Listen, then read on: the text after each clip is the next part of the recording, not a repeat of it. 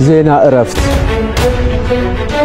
ጠቅላይ ሚኒስትር አብይ አህመድ የኢትዮጵያ እስልምና ጉዳዮች ጠቅላይ ምክር ቤት ፕሬዝዳንት በነበሩት ተቀዳሚ ሙፍቲ ሐጂ ዑመር ኢድሪስ በማረፋቸው ቀብራቸውን በተመለከተ እንደሚታወቀው ሙስሊም ብሎ ጥላቻ ክርስቲያን ብሎ ጥላቻ በተቀዳሚ ሙፍቲ ሐጂ እንግዲህ የሐዘን ምክንያት ግን እርሱ እኔን ይወዱኛል። ሰላም ለእናንተ ይሁን እንደምን አላችሁ እጅግ በጣም በሳዛኝ ሰበር ቪዲዮ ተመልሻለሁ ማለት ነው። እንግዲህ እስልምናው ታላቁ አባት ሁሉም የሚወዳቸው ሙፍቲ ሐጂ ዑመር ኢድሪስ ከዚህ ዓለም ድካም ረፍት አርፈዋል ማለት ነው። እንግዲህ ሞታቸው ዜና ተሰማ ጊዜ እጅግ በጣም አስደንጋጭ ነው። ትናንትና በሰራሁላችሁ ቪዲዮ ሞተዋል ተብሎ የሐሰት ወሬ ሲወራባቸው ነበር። አንዳንድ ሙስሊሞች ሳይቀሩ ሞተዋል ብለው የተሳሳተ መረጃ ሲያቀብሉ ነበር። እኛ ግን ትክክለኛ መረጃ ስናደርሳችሁ ነበር። ዛሬ በተሰማው ጠዋት ዜና አርፈዋል ማለት ነው። እንግዲህ ኡስታዝ አቡበከር ይህን አሳውቀዋል ማለት ነው። ዶክተር አብይ አህመድም ሐዘናቸውን ገልጸዋል። የሐዘን መግለጫ አሰምተዋል ማለት ነው። እሱን የማሳያችሁ ነው። እንዲሁም ደግሞ የቀብር ስነ ስርዓታቸው መቼ ነው እንዴት ነው የሚፈጸመው የት ነው የሚለውን በዛሬው ቪዲዮ የማስመለክታችሁ ነው ማለት ነው። አጠቃላይ ግን ለሙስሊም ወገኖቻችን ወንድሞቻችን እግዚአብሔር አምላክ መጽናናትን ያድላችሁ። እኒህ ትልቅ አባት የሁላችንም አባት ነበሩና እጅግ በጣም አዝነናል ማለት ነው። ጥልቅ የሆነ ሐዘን እንደሚሰማን የታወቀ ነው ማለት ነው። እንግዲህ በዛሬው ቪዲዮ እኒህን ጉዳዮች የማሳያችሁናል ማለት ነው። የቀብር ስነታቸው ምን ይመስላል እንዲሁም ጠቅላይ ሚኒስትር አብይ አህመድ ምን አለ ስለ እሳቸው የቀብር ስነታትና የተሰማው የሐዘን መግለጫ ምንድነው በለቅሶ ነው የተናገረው ነገር አለ እሱን የማሳያችሁናል። ከዛ በፊት ግን ዜና እረፍታቸው በተሰማ ጊዜ አንዳንድ ሙስሊም ወንድሞቻችን የተሰማቸውን ሐዘን የሚያሳይ ቪዲዮ እስኪ ላሳያችሁ። ዜና እረፍት ተቀዳሚ ሙፍቲ ሐጂ ዑመር ኢድሪስ የቀድሞ የኢትዮጵያ እስልምና ጉዳዮች ጠቅላይ ምክር ቤት ፕሬዝዳንት ከዚህ ዓለም በሞት ተለዩ። ተቀዳሚ ሙፍቲ ሐጂ ዑመር ኢድሪስ ባጋጠማቸው ሕመም በሕክምና ሲረዱ ቆይተው ከዚህ ዓለም በሞት መለየታቸውን በኢትዮጵያ እስልምና ጉዳዮች ጠቅላይ ምክር ቤት የፕሬዝዳንቱ ጽሕፈት ቤት ኃላፊ ኡስታዝ አቡበከር አህመድ ኢና ሊላሂ ወኢና ኢለይሂ ራጂዑን የሀገር ዋርካ ታላቁ ሐጂ ሙፍቲ ከዚች ዓለም በሞት ተለይተዋል። አላህ ያዘንላቸው፣ አላህ የጀነት ይበላቸው፣ አላህ መልካም ስራቸውን ይውደድላቸው። ለቤተሰቦቻቸውና ለሙላው ለኢትዮጵያ ሙስሊሞች መጽናናት እንመኛለን። ኢና ሊላሂ ወኢና ኢለይሂ ራጂዑን። ይሄ ልብ የሚሰብር አስደንጋጭ ድንገተኛ ዜና የሰሙ ሙስሊም ወንድሞቻችን በዚህ መልኩ ሲያለቅሱ ነበርና ኦርቶዶክሳውያን ክርስቲያኖች የምትዩት ይሄንን ቪዲዮ ባካችሁን እግዚአብሔር ያጽናናችሁ እያላችሁ አጽናናችሁ በኮሜንት እግዚአብሔር ያጽናና እያላችሁ ጻፉ። ለሙፍቲ ሐጂም እግዚአብሔር ነፍስ ይማር እያላችሁ ጻፉ። እስኪ ፍቅራችን አንድነት ህብረታችንን በዚህ እንግለጸው ማለት ነው። እንግዲህ ጠቅላይ ሚኒስትር አብይ አህመድ ባንድ ወቅት ከመሞታቸው በፊት አንድ ጥያቄ ጠይቋቸው ነበር። እስኪ እሱ ልጋብዛችሁ ምን መለሱለት እሳቸውስ? ግን እርሱ እኔን ይወዱኛል የርሱ ልጅ መሆኔን ያምናሉ? እኔ አይደለም መላው ህዝብ ሙስሊሙ ይወዱታል። ሼህ ኢብራሂም እኔን ይወዱኛል እንደ ልጃቸው ያዩኛል አያዩኝም ጥያቄ ነው። ይሄ በግልጽ የታወቀ ነው በአዋጅ መሰረት። አሁን መስማት ፈልጋለሁ። አሁን መስማት ፈልጌ ነው። ይወዱኛል ነው ያው ከራሴ በላይ ባልወዶትም ከሁሉም በላይ ወዶታለሁ። ጀዛኩሙላህ ኸይራን። ሙፍቲ ለርሱ ያዳላል የሚባል ክስ ይመጣል። እኔ ለርሱ አላዳላም ግን እንደ አባት ወዶታለሁ። እርሱ እንደሳቸው እኔን ይወዱኛል እኔ ልጄ ያስባሉ? ጥያቄ ነው መልስ ብቻ ነው ፈልግ። እንግዲህ ዛሬ ብለን እኔ እሱ ወዶታለሁ ሰው ይወዱኛል የሚያውቃው ሰዎች ሳይሆን የለሙን የመጣው ሰው የለም።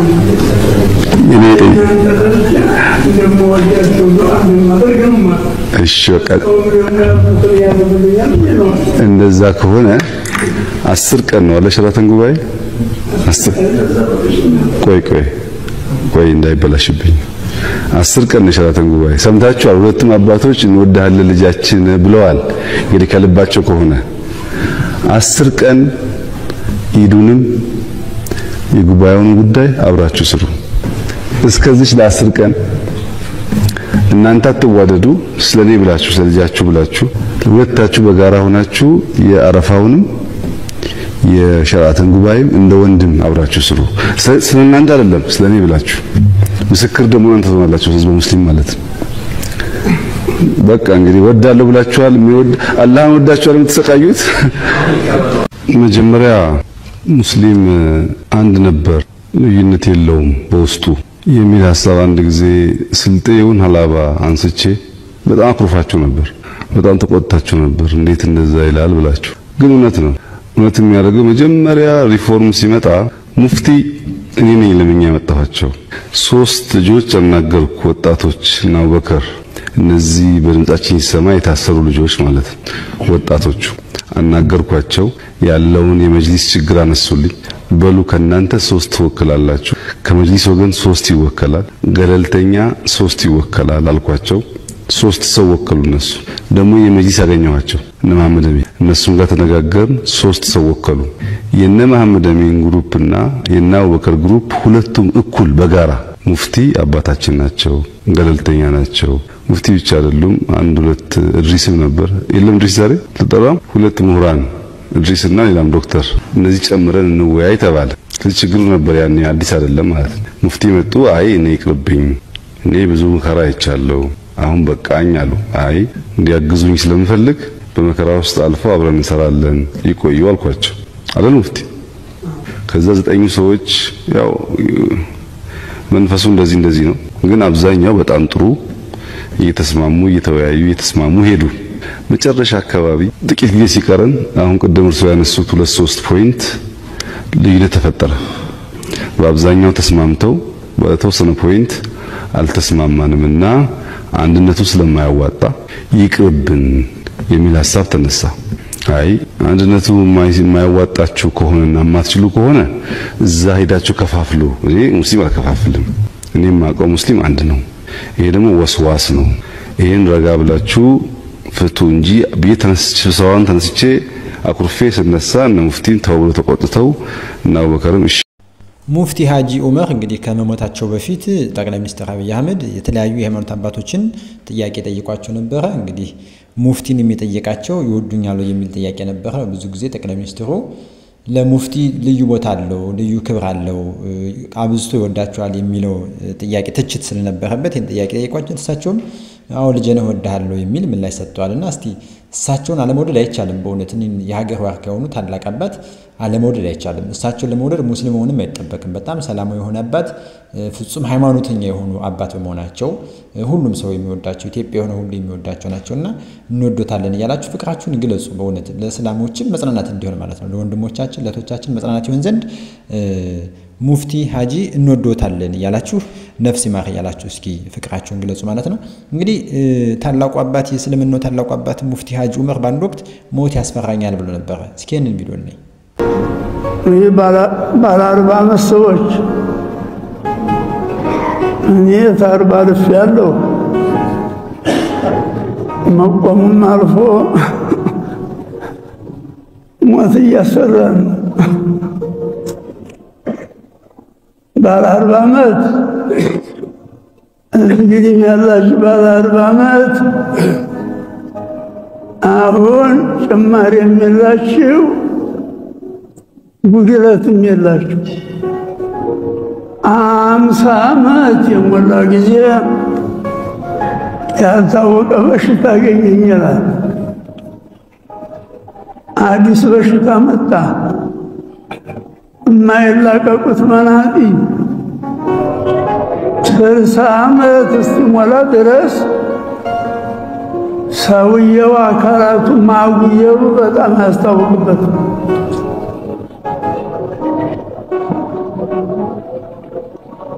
ስልሳ ዓመት የሞላ ጊዜ ማጉየሩን ያውቀዋል። ሰውነቱ እንደሚያጎል ይረዳዋል፣ ያውቀዋል።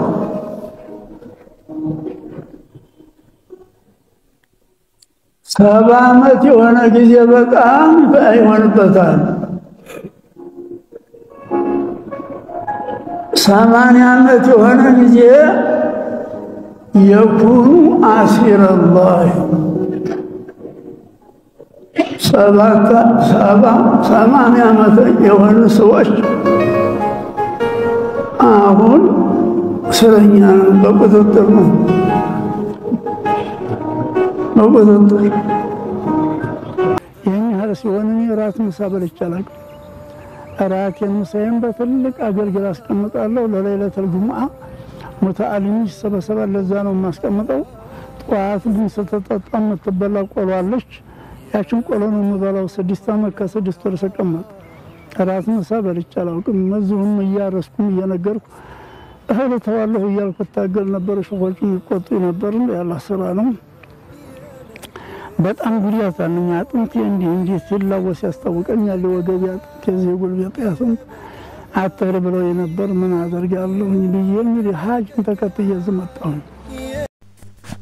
የእስልምናው ተወዳጅ አባት ሀጂ ሙፍቲ ዑመር እንግዲህ በእረፍታቸው ከዚህ ዓለም ድካም ባረፉ ጊዜ የተለያዩ ሰዎች ሐዘናቸውን እየገለጹ ነው። ሐዘናቸውን የገለጹበት መንገድ ደግሞ እጅግ በጣም የሚያሳዝን ነው። የገለጹት ቋንቋ የተጠቀሙበት የንግግር ዘዬ እጅግ በጣም ይደንቅ ነው። ለካ ይህን ያህል ኢትዮጵያውያን በአንድ ድምጽ ሆኖ የምንወዳቸው በአንድነት የምናስብላቸው ድንቅ አባት መሆናቸውን ያሳዩ ነው ማለት ነው። በዚህ በዜና አልፈታቸው ተከትሎ ብዙዎች በሚገርም ሁኔታ እየገለጹት ነውና እስቲ በጣም ከመሰጠኝ ካስደነቀ ነገር ልጋብዛችሁ ሰዎች እንታዘናቸው እንደገለጹ። ዋርካዎቻችንን እያጣን ነው። በርካታ ዋርካዎቻችንን እየተነጠቅን ነው።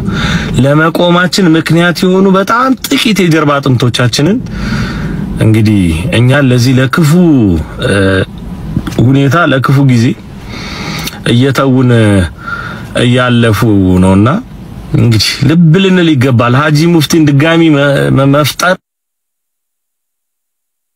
እስልምና ውስጥ አሁን የምታዩት ነው። ምንም የሚነገር አይደለምና ነገሮች ወዴት እንዴት እየከበዱ እንደሆነና በሁሉም ቤተ እምነት እንደ ሀጂ ሙፍቲ አይነት አባቶችን መፍጠር በጣም ከባድ ነው የሚሆነው በጣም በተቀዳሚ ሙፍቲ ሀጂ እንግዲህ የሐዘን ምክንያት ፕሮፋይሌ ለ3 ቀን እንግዲህ ጥቁር ነው የሚሆነው። የተቀዳሚ ሙፍቲ ሀጂን የማስታውሳቸው የዛሬ 3 ዓመት በጦርነቱ ምክንያት በነበረ አንድ የእናቶች ፕሮግራም ላይ ብዙ በጣም ጸሎት ሲደረግ መናም ሲደረግ ነበር። በዚያ ሰዓት አንገታቸውን ሰብረው ሲያለቅሱ ነበር። ያኔ ነው ማስታውሳቸው። እኒ አባት 86 ዓመቴ ነው። የምተኛው ግን 2 ሰዓታት ብቻ ነው። ምክንያቱም የኢትዮጵያ ጉዳይ ያሳስበኛል ያስለቅሰኛል ሲናገሩ የሆነ ጊዜ ታስታውሳላችሁ። እንግዲህ ዛሬ በህይወት አጥተናቸዋል። ነፍሳቸውን እግዚአብሔር እንዲምር እንጸልያለን።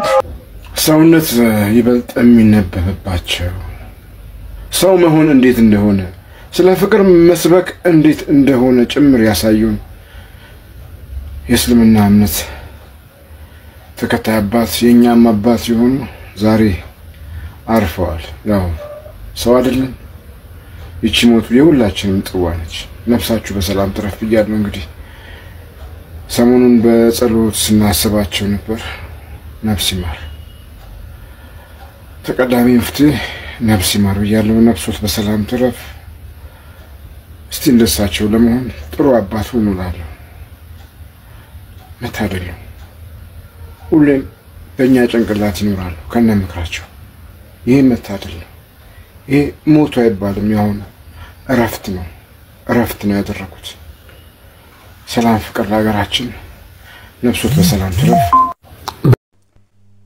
ነፍሶት በሰላም ትረፍ እያልን እንግዲህ ሁላችንም አክብሮታችንን እንግለጥላቸው። ነፍሶት በሰላም ትረፍ እያላችሁ ኮሜንት ላይ ጻፉላቸው። በእውነት ይሄ የተገባ ነው። እንደ ክርስቲያን ኦርቶዶክሳውያን የተገባ ነው። አንድ ሰው ባረፈ ጊዜ ነፍስ ይማር ማለት የተገባ ስለሆነ ማለት ነው በአስተምህሮታችንም። ስለዚህ ነፍሶት በሰላም ትረፍ እያላችሁ ኮሜንት ላይ ጻፉ።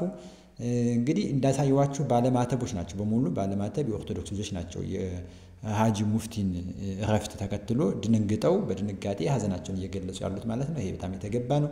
ሌሎችንም እንግዲህ ወደ እናንተ የማጋራ ይሆናል ማለት ነው። ነገር ግን እንግዲህ ከዚህ ቀጥሎ የምናየው ነገር የእሳቸው የሥርዓተ ቀብራቸው መቼ ይፈጸማል፣ የት ይፈጸማል፣ እንዴት ባለ ሁኔታ ይከናወናል የሚለውን የእስልምና ተከታዮች ገልጸዋል ማለት ነው። እሱን ላሳያችሁና ወደሱ ሄዳለሁ። አንዴ እንዳታሳልፉት ሁሉም ሰው እንዲገኝ ዘንድ በደንብ ሼር፣ ኮፒ ሊንክ፣ ሪፖስት እያደረጋችሁ አዳርሱት። በዛሬው ዕለት ያጣናቸው ተቀዳሚ ሙፍቲ ሀጂ ዑመር እድሪስ በነገው ዕለት የሽኝት ፕሮግራማቸው ከ10 ሰዓት በኋላ የሚደረግ ይሆናል። የሰላተል ጀናዛ ደግሞ ለረጅም ዓመታት ባገለገሉበት የፒያሳው ኑር መስጂድ የሚደረግ ሲሆን ይሄንንም ያሳወቁት የተቋቋሙ ኮሚቴ ከቤተሰብ ጋር በመመካከር ነው። ስለዚህ ሁሉም ሙስሊም ይሄንን አውቆ በሽኝት ስነ ስርዓቱ ላይ እንዲሳተፍ ይሄን ቪዲዮ በደንብ ሼር፣ ኮፒ ሊንክ፣ ሪፖስት ያደርጋችሁ አዳርሱት። አላህ እንዲያዝንላቸውም በደንብ ዱዓ እናርግላቸው። አሁን ቀጥሉ ስለ ወሲያ ቀብራቸውን በተመለከተ እንደሚታወቀው አንደኛ ሸርዓን ለሸርዓ መሰረት ንዛዝ ያላቸው ወሲያ ያላቸው እሱም ደግሞ በተግባሩ ተረጋግጦላቸው ቦታቸው ላይ አንድ ሽካሪ የቀብር ቦታ ተፈቅዶላቸዋል። ይሄ ህጋዊ የሆነ መሰረት የያዘ ነው። እንደ ሸሪዓ ሲታይ ደግሞ እዚህ ቦታ ላይ ነው ቀብሬ ብለው እሳቸው ታሉ በሐያት ያስቀመጡት ንዛዜ ነው። ሸሪዓ የሚቀበለው ነው።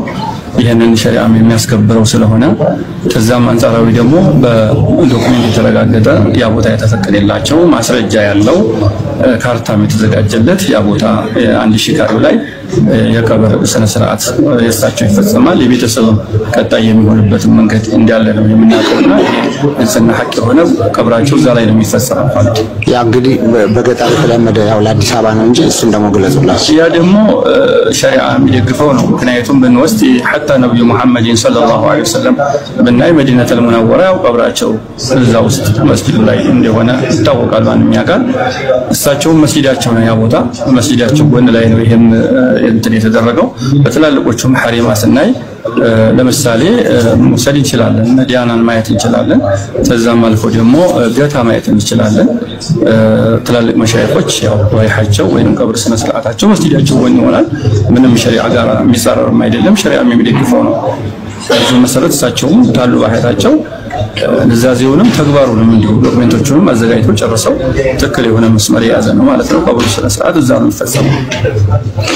እንግዲህ አሱ በቃ ይሄን ይመስላል። ሰላም አለይኩም ወራህመቱላሂ ወበረካቱ። እንግዲህ አላህ ሁላችንም ሰብር ይስጠን። አላህ እንግዲህ ጀነቱል ፊርደውስ ይወፍቃቸው። አስተባብሩናል። አባታችንን አጥተናል፣ የሁላችንም አባት ናቸው፣ አዝነናል።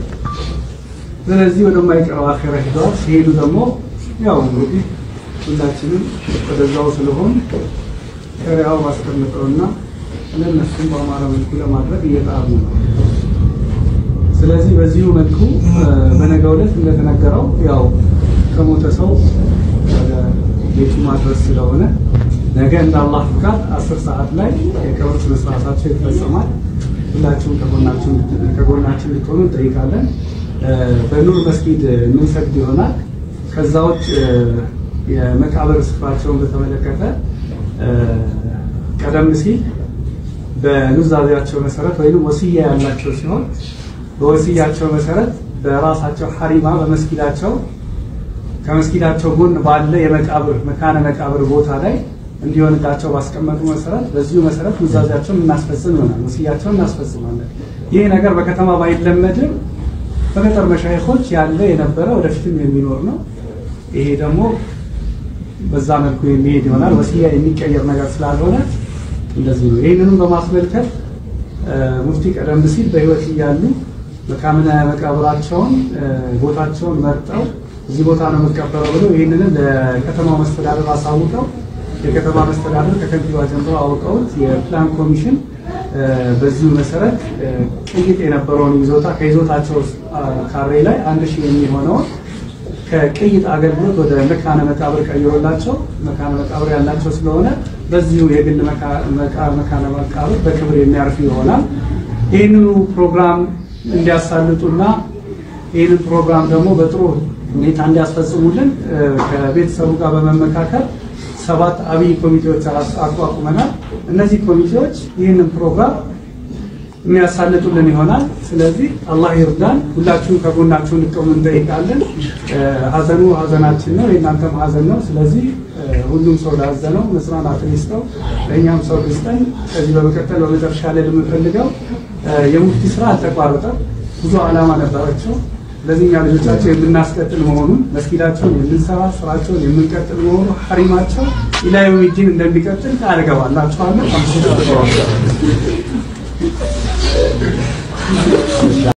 የሙፍቲ ሀጂ ኡመር ኢድሪስ እንግዲህ የስርዓተ ቀብር ሽኝት እንዲሁም ቀብራቸው የሚፈጸመው አሁን ባሉበት አካባቢ በጋርመንት አካባቢ መሆኑን ሰምታችኋል ማለት ነው። እንዲሁም ደግሞ ነገ የሽኝት መርሃ ግብር ይኖራል።